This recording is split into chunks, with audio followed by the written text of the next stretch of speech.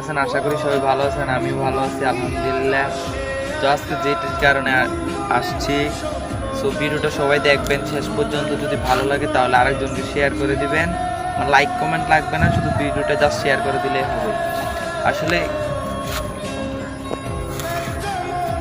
যেই কারণে আসছি আজকে, কথাগুলো না বললেই নয়।